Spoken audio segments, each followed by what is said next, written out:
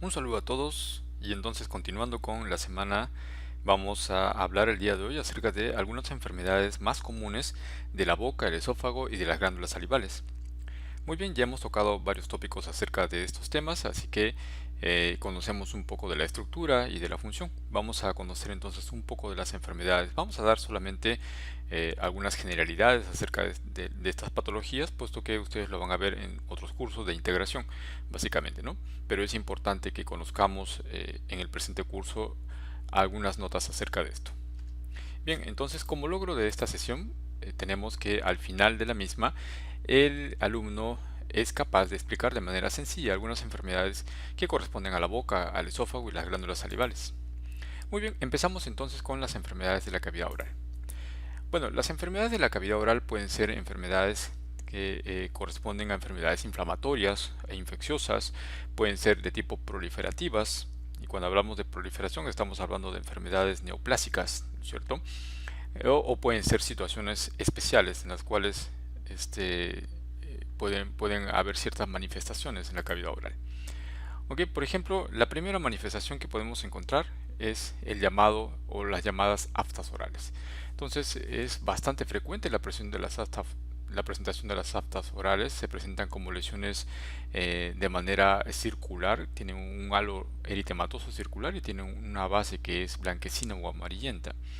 Esta se caracteriza por ser bastante dolorosa, ¿no es cierto? Y están ubicadas en cualquier localización de la mucosa oral. No tienen una causa muy determinada o muy conocida, pero sí se sabe que afectan aproximadamente el 40% de la población y generalmente son en personas mayores, ¿no? En personas mayores de 20 años. Se ha visto la asociación con ciertas enfermedades, por ejemplo la enfermedad celíaca, que es la enfermedad asociada a la intolerancia al gluten. Se ha asociado también a enfermedades inflamatorias intestinales, a enfermedad de Behçet, que es una enfermedad inflamatoria crónica de los vasos de cualquier calibre y que va asociado con trastornos gastrointestinales, aftas orales. Incluso se ha hablado acerca de la posibilidad de traumatismos con los alimentos, de algunas intolerancias alimenticias, de elementos virales, bacterianos, etcétera, ¿no? Entonces se ha hablado mucho acerca de eso. Sin embargo, estas son lesiones que se autolimitan, ¿no? Solas y duran aproximadamente de 7 a 10 días. ¿Ok? Otra de las inflamaciones u otra de las lesiones que podemos encontrar en la cavidad oral corresponde al virus por herpes simple.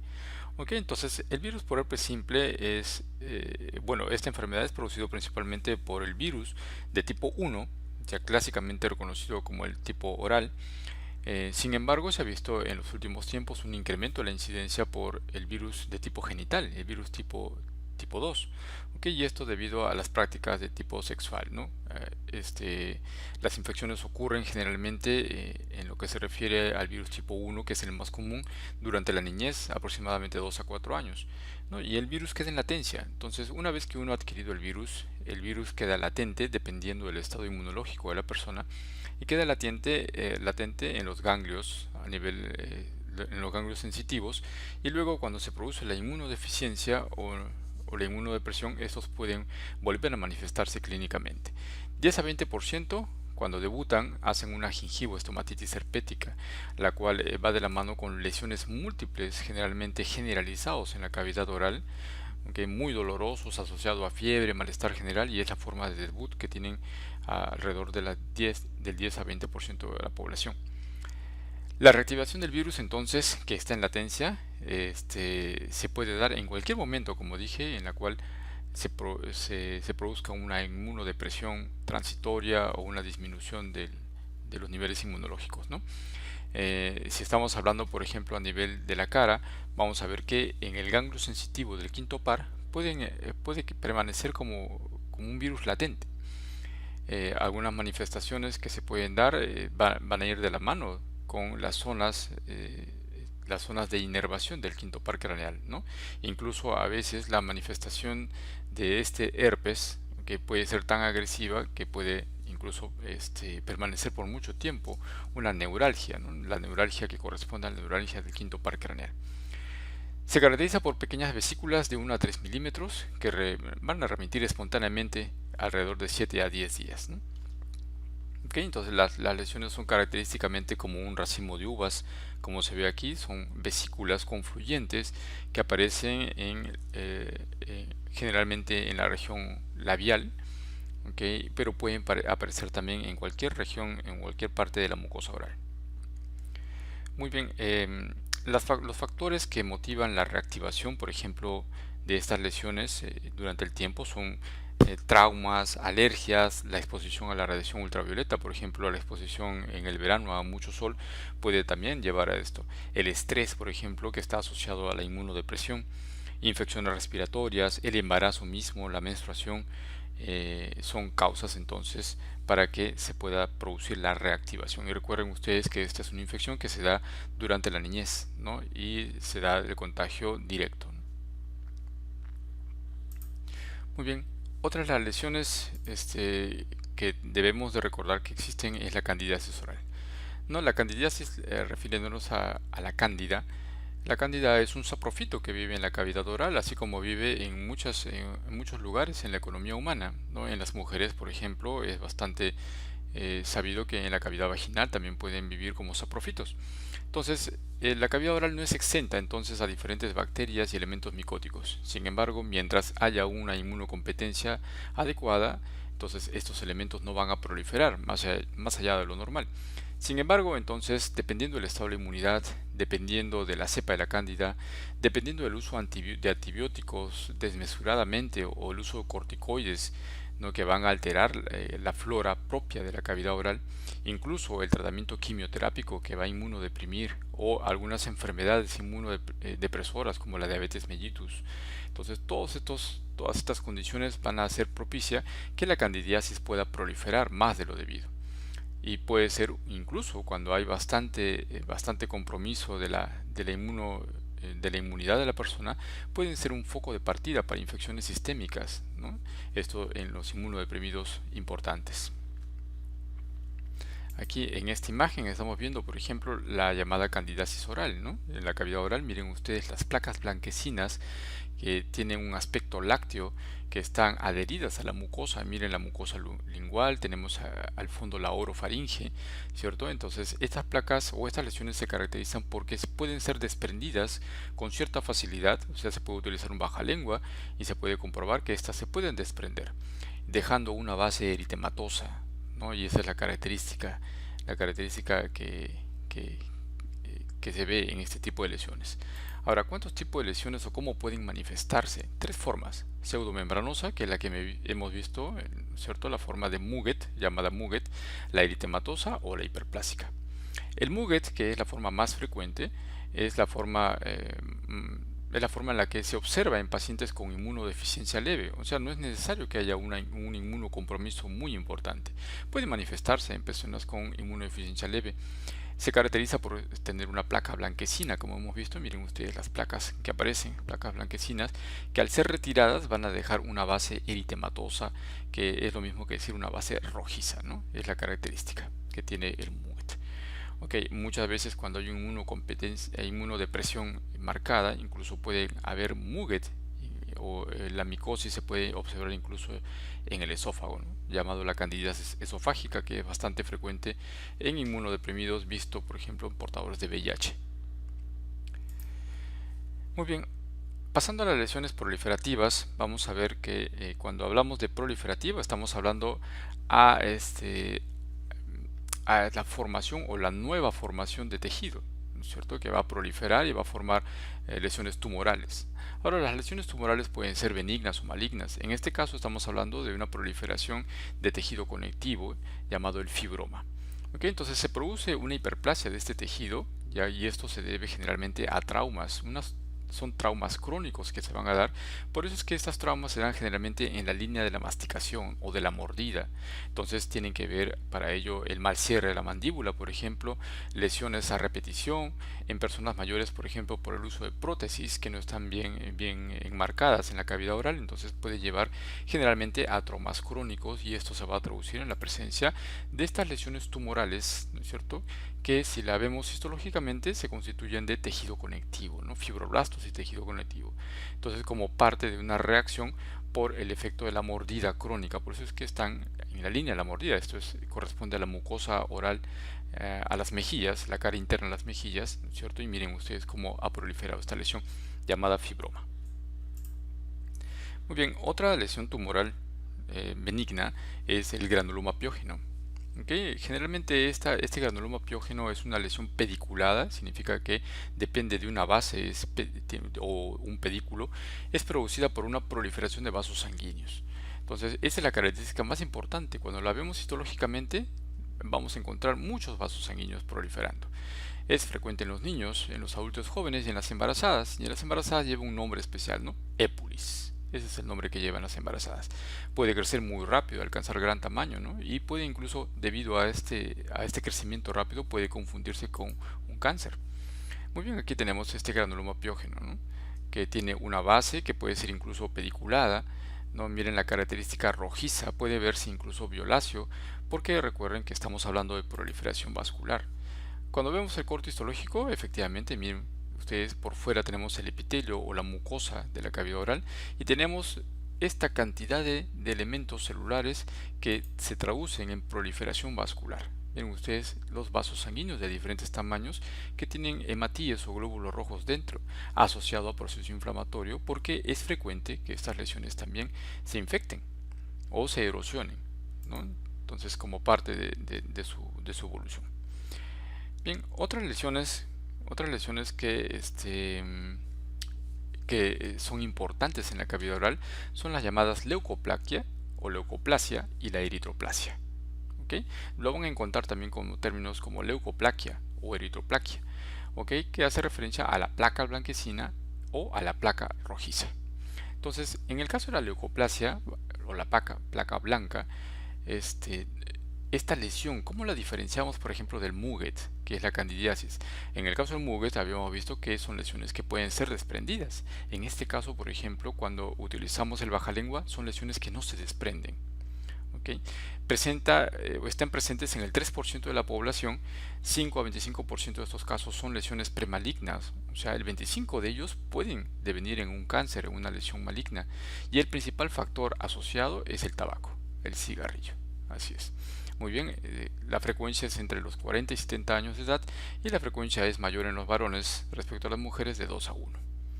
En el caso de la eritroplasia o la placa roja, la lesión es menos frecuente, felizmente, porque la mayor parte de ellas, más del 50%, se asocia con el cáncer. Y obviamente, la conducta debe ser la biopsia quirúrgica para determinar, ¿no?, si estamos hablando de una lesión ya maligna en el caso de la eritroplasia. Bien, entonces cuando vemos las imágenes vamos a ver, esto es la lengua, tenemos el borde de la lengua, aquí tenemos piezas dentarias, la mucosa oral al fondo y tenemos esta lesión blanquecina. Ven ustedes una lesión blanquecina de forma irregular que no se desprende con el uso del bajalengua, entonces descartamos que sea esto un Muget o una micosis o una candidiasis oral, entonces estamos hablando de una leucoplaquia o leucoplasia. Ven ustedes la histología, cuando hablamos de esto, nosotros ¿qué esperamos encontrar aquí? El epitelio, ¿no es cierto? El epitelio o la mucosa oral, que es un poliestratificado plano, no queratinizado. Sin embargo, en este caso, miren ustedes las células, el desorden que tienen las células, ven las diferentes orientaciones que tienen las células, no hay una maduración adecuada de las células, además la presencia de mitosis y atipia, ¿cierto? Entonces, diferentes tamaños de células, diferentes formas de células, presencia de divisiones celulares, ¿cierto?, que son fáciles de encontrar, mitosis, hay una proliferación. Entonces, esto es lo que caracteriza, por ejemplo, a la leucoplaquia, ¿no? Entonces, si esto sigue evolucionando, entonces podría transformarse en una lesión maligna. ¿En qué porcentaje? En el caso de la leucoplaquia, hasta 25% de los casos, y en el caso de la eritroplaquia o eritroplasia, más del 50% de los casos puede devenir en una neoplasia maligna o cáncer. Muy bien, esta es una leucoplaquia, por ejemplo, que ha degenerado en una neoplasia maligna, en una neoplasia o un cáncer, en este caso de la lengua, ¿no? Muy bien.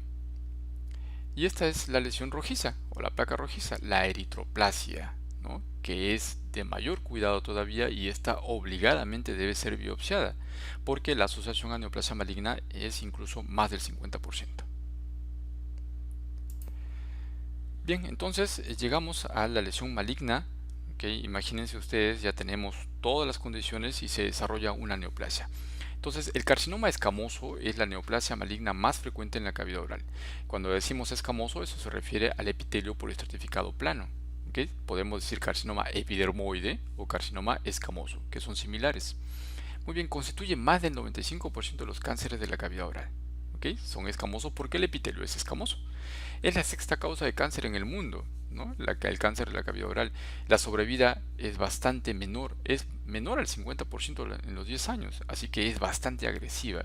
Y esto generalmente se debe a que las lesiones, cuando son descubiertas, son bastante tardías. ¿Ok? Así sea la lesión muy pequeña, es bastante proclive a dar metástasis.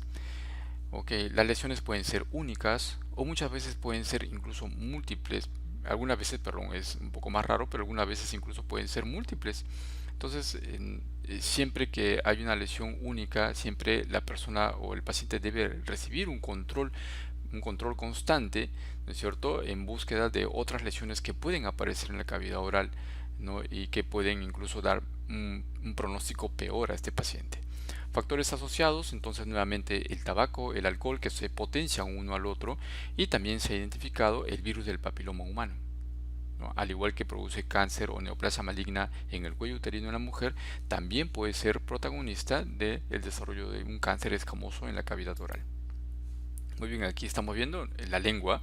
¿Ok? Puede aparecer en cualquier zona de la cavidad oral, generalmente en la lengua, es una región bastante frecuente, ¿no? Vemos una lesión ulcerada, aquí tenemos un material entre necrótico o purulento, y vemos una lesión blanquecina, probablemente se ha desarrollado en base a una leucoplaquia. Entonces esto es una neoplasia maligna bastante agresiva.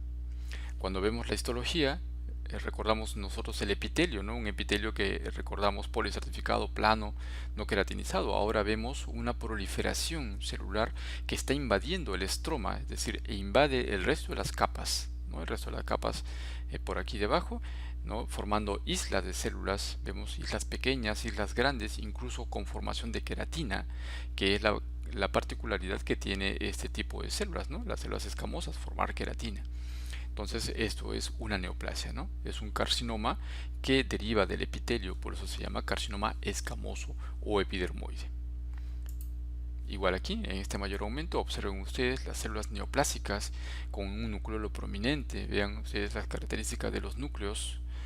¿Okay? En desorden van creciendo islas cada vez más pequeñas que van invadiendo, se sueltan, presencia de mitosis y presencia de este material que es queratina, ¿no? Está queratinizando. Esto se le llama entonces carcinoma escamoso queratinizante. Muy bien, pasamos ahora entonces a hablar algunas notas acerca de las lesiones en el esófago o enfermedades del esófago. Las enfermedades del esófago las podemos clasificar como enfermedades obstructivas, ya las hernias que ya hemos tocado en algún momento, alteraciones vasculares, traumatismos, inflamaciones o llamadas esofagitis, que pueden ser infecciosas o esofagitis por reflujo, y las neoplasias, ¿no? Las neoplasias llamadas cáncer de esófago, que pueden ser tanto adenocarcinoma como carcinoma escamoso, que son las más frecuentes. Muy bien, dentro de las obstrucciones del esófago tenemos las causas mecánicas o las causas funcionales. En el caso de las causas mecánicas, obviamente vamos a encontrar atresias, por ejemplo, estenosis, que generalmente van de la mano con el nacimiento, son congénitas. Las estenosis se caracteriza por, ya saben ustedes, una disminución de la luz del esófago que pueden ser debidas a una inflamación crónica o incluso a lesiones cicatrizales en el esófago.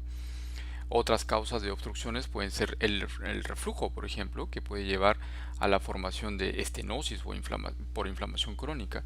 Pueden ser causas también otras, la irradiación por alguna causa, o incluso la ingesta de cáusticos, ¿no? Recuerden ustedes que los cáusticos, sean ácidos o sean álcalis, pueden llevar a lesiones inflamatorias crónicas que pueden terminar en un estrechamiento de la luz, produciendo una obstrucción mecánica.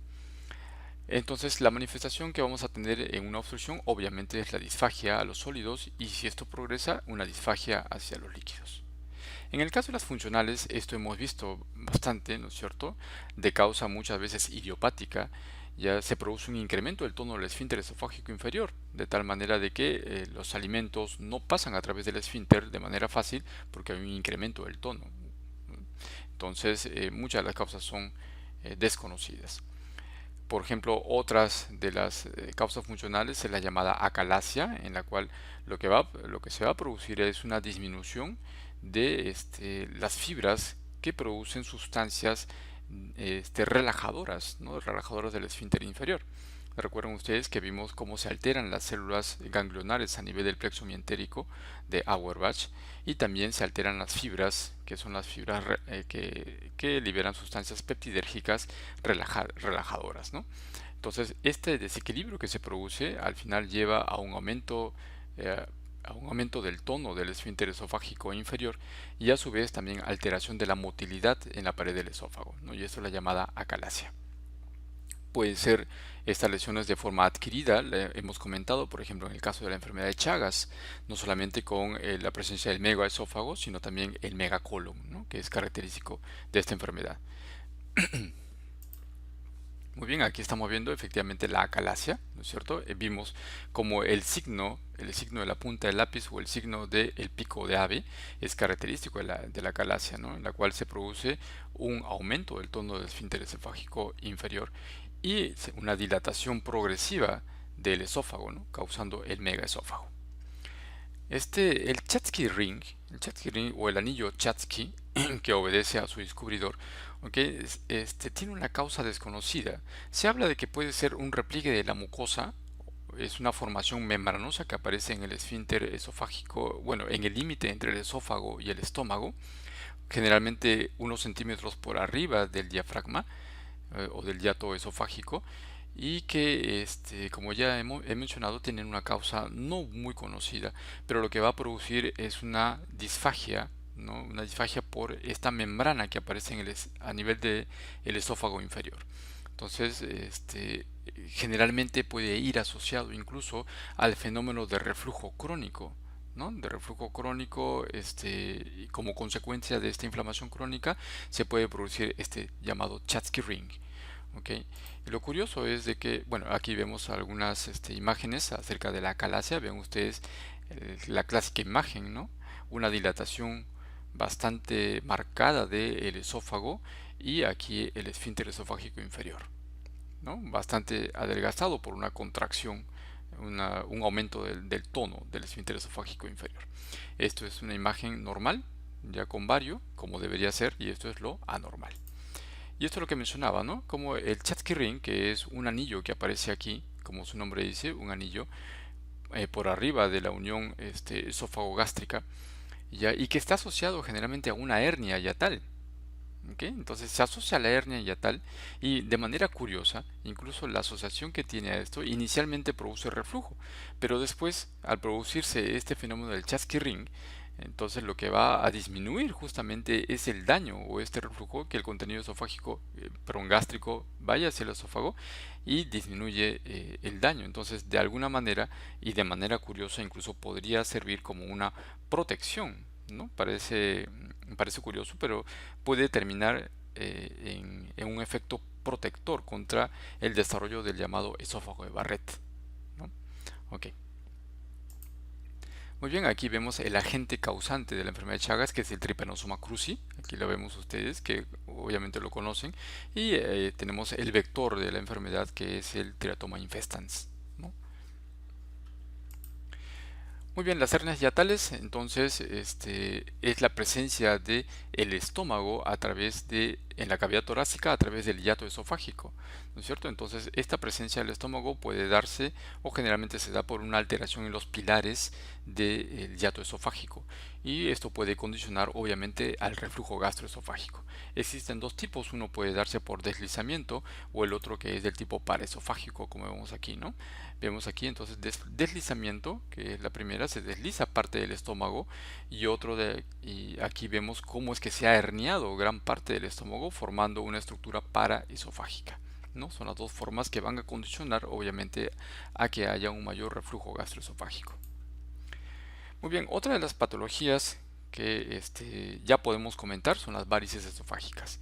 Entonces, ¿qué es una varice? Es una dilatación tortuosa de una vena, ¿no? En este caso de la vena esofágica. Normalmente las venas esofágicas de las que estamos hablando drenan hacia la vena porta. Lo hacen a través de la vena gástrica izquierda. Recuerden ustedes que comentamos acerca de esta vena, ¿no? Entonces, la vena gástrica izquierda, a la cual llegan la vena esofágica, entonces drenan hacia el sistema porta. Entonces, ¿qué sucedería si tenemos una hipertensión portal? O sea, un aumento de la presión en la vena porta, en el caso de cirrosis, por ejemplo. Entonces vamos a tener que todas las venas que drenan al sistema porta van a también sufrir un aumento de presión. Entonces las venas esofágicas, que son unas venas bastante débiles o frágiles, pueden sufrir entonces como consecuencia de este aumento de presión las llamadas dilataciones tortuosas o varices. Entonces la ruptura es bastante frecuente cuando se produce una dilatación bastante marcada y esta puede producir una hemorragia digestiva alta que puede ser incluso masiva y es causa obviamente de atenciones de emergencia, ¿no? Por sangrado masivo. Generalmente puede causar la muerte como consecuencia como consecuencia del sangrado masivo en pacientes cirróticos generalmente, ¿no? Muy bien, aquí estamos viendo entonces el hígado. Es un hígado, miren ustedes, que es un hígado de bordes irregulares, nodular. Entonces, esta imagen está representando una probable cirrosis, ¿no? Muy bien, y aquí tenemos el sistema porta, ¿ok? Tenemos los vasos sanguíneos. Entonces, recuerden ustedes que la vena esofágica que vemos aquí, la vena esofágica drena en la vena gástrica izquierda, la cual a su vez va a drenar en la vena porta. Entonces todo aumento de la presión en la vena porta se va a transmitir a estas pequeñas venas, incluyendo las venas esofágicas inferiores. Entonces aquí en esta imagen vemos la representación de estas dilataciones justamente, ¿no? Las dilataciones tortuosas o varicosas de las venas esofágicas inferiores que son muy frágiles o muy proclives a la ruptura y la ruptura obviamente va a producir un sangrado bastante importante, ¿no? Muy bien, a ese sangrado se le llama hematemesis. El paciente llega con hematemesis a la emergencia. Aquí vemos en esta endoscopía lo normal, como debería verse. Muy bien, se supone que aquí en el esófago están discurriendo las venas esofágicas en la pared. Y aquí miren ustedes las dilataciones, ¿no? Dilataciones tortuosas. ¿Ven? Dilatación, dilatación, dilatación. ¿Ok? Que nos está indicando efectivamente que hay un aumento de presión en el sistema porta y que se está transmitiendo a las venas esofágicas y esto es bastante proclive a ruptura, ¿no? Con sangrado masivo. Muy bien, otra cosa que debemos comentar en el caso del esófago son los traumatismos. ¿Okay? Entonces tenemos traumatismos que pueden ser de dos tipos, el llamado síndrome de Mallory-Weiss y el síndrome de Boerhaave. Okay. En el caso del síndrome de Mallory-Weiss, que es más conocido, se produce por un desgarro de la mucosa. Y este desgarro de la mucosa, y que puede llegar incluso hasta la submucosa del esófago, okay, se produce generalmente cerca de la unión con el estómago, o sea, la unión gastroesofágica. Entonces, ¿por qué se produce? Se produce generalmente por vómitos compulsivos. ¿Okay? Entonces, en vomitadores compulsivos ya se puede producir eso qué es lo que puede producir los vómitos. Generalmente esto es asociado a bebedores crónicos, alcohólicos crónicos. Entonces, el alcohólico crónico, el consumidor crónico tiende a tener muchos episodios de vómitos de manera compulsiva o cualquier otra circunstancia que lleve a vómitos muy fuertes o compulsivos puede producir también este problema, ¿no? El desgarro de la mucosa que va a causar una hemorragia digestiva alta, ¿no? Por ruptura, pero la ruptura o el desgarro compromete solamente a la mucosa o la submucosa. En el caso del síndrome de Boerhaave, la ruptura es completa a nivel de la pared del esófago. Generalmente es en el esófago distal, producida por vómitos enérgicos y repetidos también, es prácticamente la misma causa. Produce, como hay una ruptura de pared, entonces recuerden que en el tubo digestivo, ¿qué es lo que vamos a encontrar? Además de alimentos, vamos a encontrar aire. Entonces lo que vamos a encontrar es una salida de aire al mediastino. Y eso se llama neumomediastino. A la vez produce una mediastinitis porque contenido esofágico alimenticio, sea sólido o líquido, puede entonces pasar hacia el mediastino y puede producir una inflamación. Eso se llama mediastinitis. Si no se interviene a tiempo, obviamente podría producir incluso la muerte. Entonces esto tiene que ser tratado, ¿no es cierto? Es una emergencia. Pero esto de aquí, ¿ok? No necesita una intervención quirúrgica, sino tratamiento, tal vez tratamiento de cuidado, tratamiento médico, porque no estamos frente a una ruptura total. En este caso sí. Muy bien, aquí tenemos un diagrama que no, bueno, un esquema que nos habla acerca de esto, el síndrome de Mallory-Weiss, el síndrome de Boerhaave. Vean ustedes para que puedan ver, miren ustedes el desgarro de la mucosa con indemnidad todavía del resto de de la pared del esófago, compromiso de la mucosa y la submucosa, ¿no? Con sangrado, hematemesis. Bien, aquí está el paciente generalmente consumidor de alcohol. Y en este caso, por ejemplo, hay compromiso de la vida. Miren ustedes la ruptura de la pared completa con un sangrado hacia el mediastino. ¿Ok? Salió no solamente de sangre, sino de contenido alimenticio, contenido líquido, podría pasar hacia el mediastino, incluso el aire que está presente aquí, produciendo neumomediastino o una mediastinitis. Incluso el aire puede viajar a través del tejido subcutáneo, produciendo el llamado enfisema subcutáneo, ¿no? Es así como vamos a encontrar al paciente, y es un paciente con riesgo de muerte incluso, ¿no? Muy bien, aquí estamos viendo el síndrome de Mallory-Weiss, que es es bastante frecuente, el desgarro, ¿no? El desgarramiento de la capa mucosa que vemos aquí. Ven así los desgarros, que son desgarros lineales que pueden ser desde milímetros hasta centímetros. ¿Ok? Aquí en esta imagen real de endoscopía vemos el desgarro con este lecho hemorrágico que vemos aquí. Ok, las esofagitis pueden darse también por infecciones. ¿Ok? Se observa en pacientes igual inmunodeprimidos. Los agentes infecciosos más frecuentes pueden ser el herpes simple, que es el virus, citomegalovirus, ¿no? Y también la Candida albicans, que son organismos bastante frecuentes entre otros. Se producen lesiones ulcerosas, ¿ok? Que pueden incluso llevar a una pérdida del epitelio del esófago. Aquí estamos observando un corte, bueno, un corte no, sino estamos observando una pieza anatómica que corresponde al esófago, y aquí tenemos la unión gastroesofágica. Ok, entonces esto es parte ya del estómago y todo esto es esófago. Vemos entonces lesiones, unas lesiones medias oscuras, otras blanquecinas, ¿no? Esto es, por ejemplo, corresponde al Hospital 2 de Mayo, ¿no? Donde es bastante frecuente ver lesiones infecciosas. Y cuando se hace el corte histológico de la necropsia, obviamente es una necropsia, un paciente fallecido, observamos la cantidad de células que tienen una particularidad, que tienen inclusiones intranucleares. ¿Okay? Inclusiones intranucleares tienen estructuras dentro del núcleo, incluso presencia de células multinucleadas que tienen la característica de ser muy juntas, ¿no es cierto? Y tienen un aspecto en vidrio esmerilado. ¿Ya? Y esto caracteriza al herpes simple. Ok, entonces tenemos una esofagitis por herpes. Muy bien, la esofagitis puede producirse también por reflujo gastroesofágico. Ya esto lo hemos tocado también en clase, durante las prácticas, perdón. Entonces, el reflujo gastroesofágico obedece al paso del contenido gástrico, que es un contenido ácido, hacia el esófago.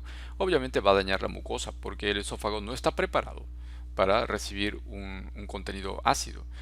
Hay una disminución del tono del esfínter esofágico inferior y puede haber un aumento de la presión intraabdominal. Son dos factores entonces que van a condicionar a este reflujo, tanto la disminución del tono como el incremento de la presión intraabdominal.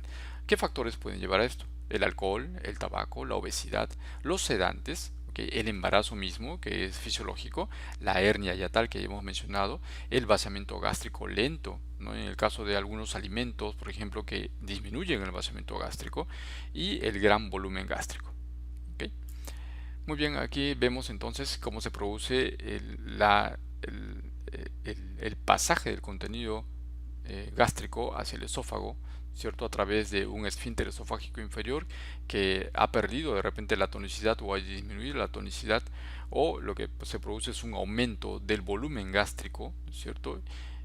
Y esto condiciona obviamente aumento de presión y el pasaje del contenido hacia el esófago.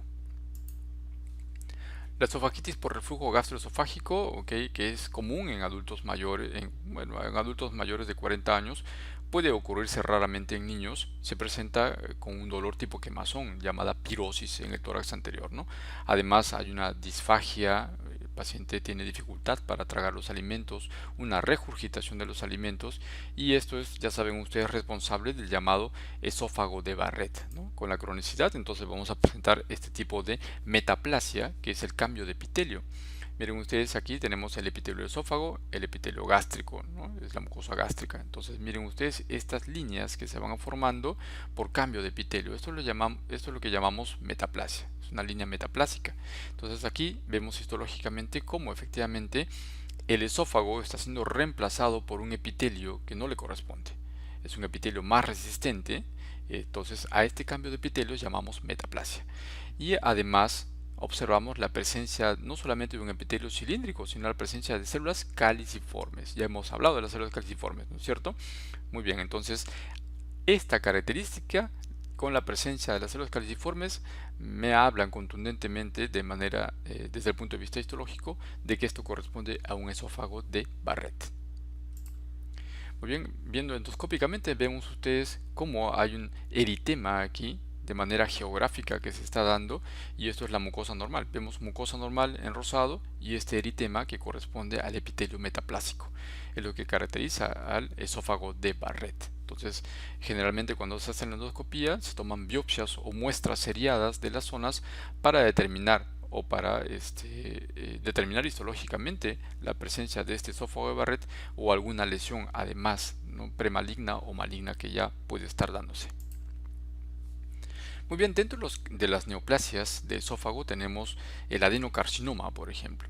Entonces, ya hablando de lo anterior, ¿no es cierto? Estábamos hablando del epitelio de Barrett. El epitelio de Barrett es efectivamente una lesión que puede devenir en una neoplasia maligna, ¿no? En este caso tendríamos el adenocarcinoma. ¿Ok? El adenocarcinoma viene del término glándula. Adeno, recuerdan ustedes, es el término que hace referencia a las glándulas. Entonces, una neoplasia de las glándulas, adenocarcinoma. Entonces, como habíamos hablado, el esófago de Barrett es el cambio del epitelio a un epitelio glandular. Entonces, por eso es que en este epitelio de tipo glandular llamado esófago de Barrett esto puede degenerar en una neoplasia maligna. No es muy frecuente, pero la mayoría de los adenocarcinomas, la gran parte de los adenocarcinomas nacen en un epitelio de Barrett. Y aquí vemos la histología, ¿no es cierto?, de las células malignas que caracterizan al adenocarcinoma.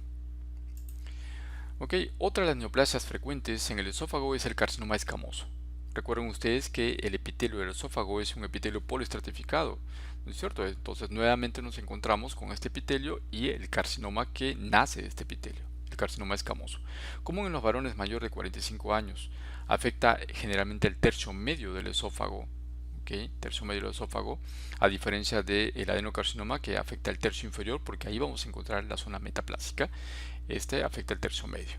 Factores de riesgo: el alcohol, el tabaco, consumo de bebidas calientes, así que hay que tener mucho cuidado cuando consumimos los alimentos, la radiación previa que puede darse por alguna lesión en el mediastino, alimentos calientes, ya lo hemos dicho, nitrosaminas, por ejemplo, o la enfermedad de Plymyer-Vinson.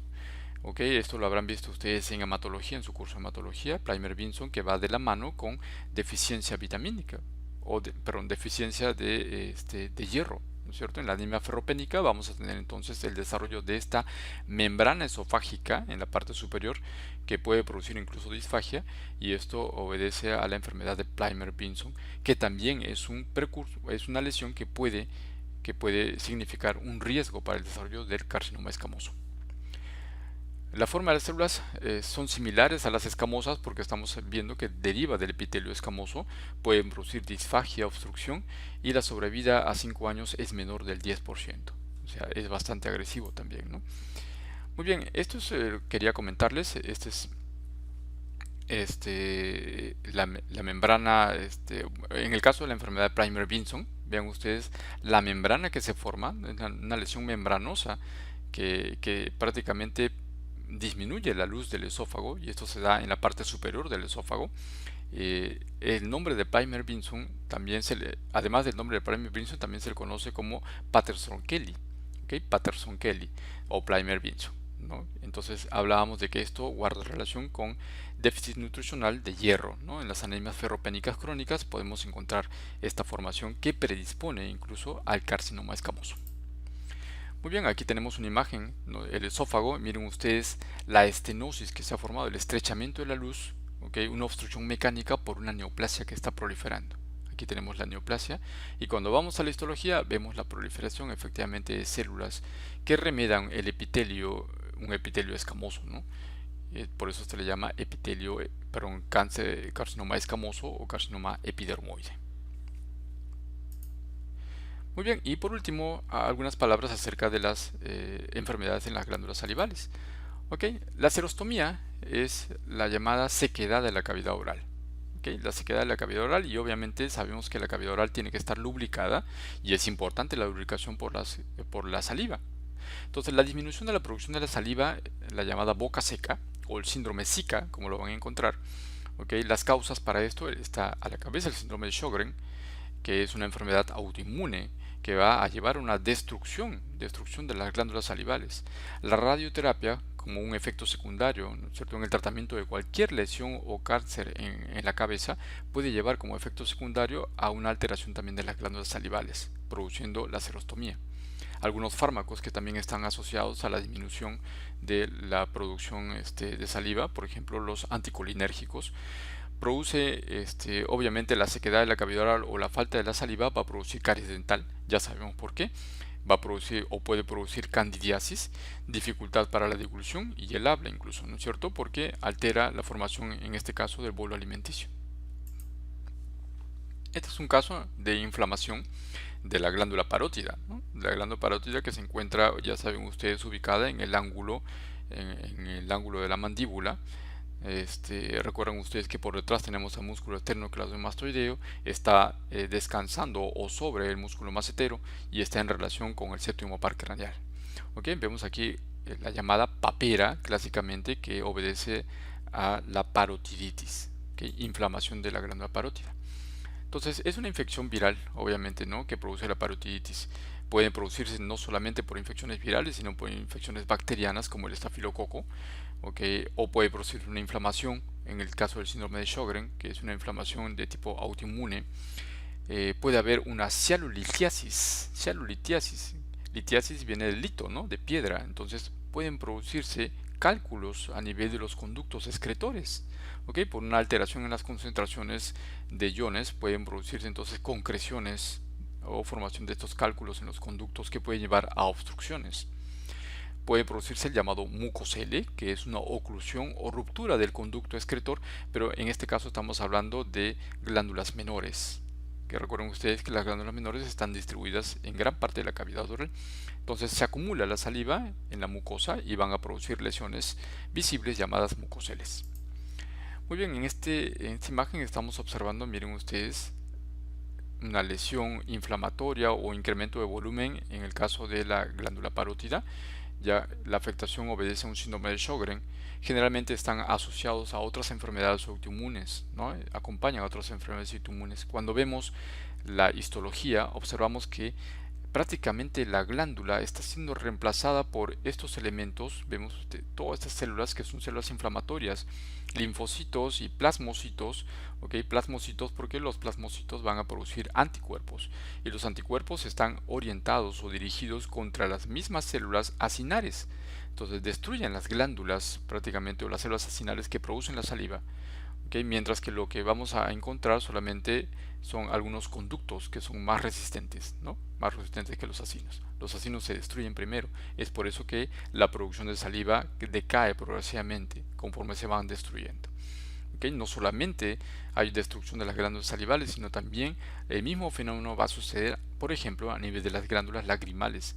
Entonces, por eso es que esto corresponde cuando hay sequedad de la cavidad oral por falta de saliva, también puede haber una disminución de la producción de lágrimas, ¿no? El llamado síndrome Zika, que corresponde a ambos. Okay, aquí vemos una imagen en la cual se está extrayendo quirúrgicamente un lito, ¿no?, un cálculo. En el caso es el llamado cialolitiasis, ¿no? Cialolitiasis en este caso, miren, en la glándula lingual o sublingual, miren, debajo de la lengua se está extrayendo del conducto o de los conductos este cálculo. Muy bien, este es el mucocele. Bien, ustedes estas dilataciones, estas formas vesiculares que aparecen como dilataciones por una colección de saliva que no está siendo drenado por una obstrucción o por una ruptura del conducto excretor de estas glándulas menores, ¿no?, que se encuentran en la mucosa, en este caso en la mucosa labial. Aquí miren, más grande todavía. Este es el mucocele, el contenido es saliva, básicamente por obstrucción del drenaje. Las neoplasias, ¿ok? En las glándulas salivales, ¿ok? A pesar de tener una histología simple, existen un montón o gran variedad de los tipos histológicos, hasta 30 tipos diferentes de neoplasias, ¿ok? Pueden ser benignas o malignas. Representa menos del 2% de las neoplasias en el ser humano, pero la probabilidad de cáncer, hay que recordar, ya que hablamos de glándulas mayores y menores, entonces la probabilidad de cáncer es inversamente proporcional al tamaño de la glándula salival. ¿Eso qué significa? Eso significa que, por ejemplo, en el caso de las glándulas mayores, ¿ok? Las glándulas mayores, vamos a ver que la neoplasia maligna es menos frecuente que en las glándulas menores. ¿Ok? Vemos aquí. Entonces, cuanto más grande es la glándula, entonces vamos a ver, primero en el caso de las mayores, cuanto más grande es la glándula, vamos a ver que la neoplasia maligna es menos frecuente. Entonces, de las glándulas mayores, por ejemplo, ¿cuál es la más grande? Es la parótida. 15 a 30% de frecuencia de neoplasia maligna. Mientras que la sublingual es la glándula más pequeña. Miren, 70 a 90% de frecuencia de neoplasia maligna. Entonces, de las glándulas mayores, la que tiene mayor malignización sería la sublingual, la más pequeña. ¿Okay? Miren la frecuencia de las glándulas menores, 50%. Ok. ¿Dónde se producen la mayor cantidad de neoplasias? Hasta el 80% en la parótida. ¿Okay? Pero miren, la mayoría son benignas. 10% en la glándula sublingual, pero la mayoría son malignas. ¿Okay? A eso nos referimos entonces que es inversamente proporcional al tamaño de la glándula. Muy bien, el adenoma pleomórfico es el tumor benigno más frecuente. Aquí tenemos, por ejemplo, esta formación tumoral en la parótida, en la glándula parótida, y cuando vemos la histología, esto es una histología normal. Recuerden ustedes que la parótida es una glándula de tipo seroso. Vemos aquí la coloración con hematoxilina y eosina. Ahí tenemos las glándulas o los adenómeros de tipo serosos, y tenemos también la presencia de adipocitos, ¿no? Tejido graso, que es característico encontrar en la glándula parótida. Aquí tenemos algunos conductos que estamos observando, ¿no? Mientras que esto que vemos aquí es tumoral. ¿Okay? Tumoral. Entonces esto caracteriza a este tumor llamado adenoma pleomórfico. Y aquí vemos un momento, miren ustedes, este es el tumor benigno, felizmente, que es el adenoma pleomórfico y es el más frecuente. ¿Ok? Sin embargo, tenemos también neoplasias malignas, ya muchas variedades de neoplasias malignas, pero el más frecuente a recordar es el carcinoma mucoepidermoide, ¿no? Que aparece aquí. Tenemos, por ejemplo, en el paladar blando, tenemos una formación tumoral, ¿okay? De las glándulas menores, en este caso, porque eso no es ni la submandibular, ni la sublingual, ni la parótida. Estamos hablando de glándulas menores. ¿Okay? Miren cómo se produce una neoplasia maligna llamada mucoepidermoide, que se caracteriza justamente, como su nombre dice, por tener epitelio, como la piel, es un epitelio poliestratificado, ¿okay? Un epitelio escamoso, y además la producción de moco. Por eso ya recibe el nombre de mucoepidermoide, que es el tumor maligno más frecuente de las glándulas salivales. Ok, muy bien, entonces hemos repasado algunas cositas importantes ya para complementar lo que hemos aprendido hasta ahora. Como siempre, la lectura complementaria del caso para el desarrollo de las prácticas en sus diferentes horarios. Muy bien, que nos quedamos aquí. Muchas gracias por su atención y nos estamos viendo durante la semana. Gracias.